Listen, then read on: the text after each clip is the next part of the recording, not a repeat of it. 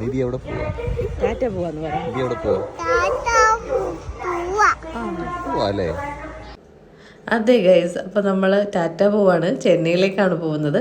ഇത്തവണ ഒരു ഒഫീഷ്യൽ ട്രിപ്പാണ്. അപ്പോൾ കുറച്ച് ദിവസത്തേക്കുള്ളൊരു ക്ലാസ്സാണ് എനിക്ക്. അപ്പോൾ നിധിയെ അത്രയും ദിവസം മാറി നിൽക്കുക എന്ന് പറയുമ്പോൾ ഭയങ്കര ഒരു ടഫായിട്ടുള്ളൊരു ടാസ്ക് ആണെന്ന് മനസ്സിലായതുകൊണ്ട് തന്നെ നിധിയും കൂടെ കൂട്ടാമെന്ന് വിചാരിച്ചു. അങ്ങനെ ഞങ്ങൾ യാത്ര തിരിക്കുന്നതിന് മുമ്പേ ഭയങ്കരമായിട്ട് വിചാരിച്ചിരുന്നു ഇവൻ നമ്മളെ ഒട്ടും അതിനകത്ത് ഇരുത്തത്തില്ലെന്നൊക്കെയാണ് വിചാരിച്ചിരുന്നത്. നമ്മൾ പക്ഷെ വിചാരിച്ചതുപോലൊരു പ്രശ്നമൊന്നും ഉണ്ടായിരുന്നില്ല. ആൾ അത്യാവശ്യം ഒരു യൂസർ ഫ്രണ്ട്ലി ആയിരുന്നു എന്ന് വേണമെങ്കിൽ പറയാം. നിധിക്ക് പുറത്തുനിന്ന് ഫുഡൊന്നും കൊടുത്തിട്ടുണ്ടായിരുന്നില്ല. ഫസ്റ്റ് ടൈമാണ് പുറത്തുനിന്നുള്ള ഫുഡ് കൊടുക്കുന്നത്. പക്ഷേ ആൾ അത് അക്സെപ്റ്റ് ചെയ്തു. പിന്നെ പനി ആയതുകൊണ്ട് പൊതുവെ ഒരു ഫുഡ് കഴിപ്പ് കുറവായിരുന്നു.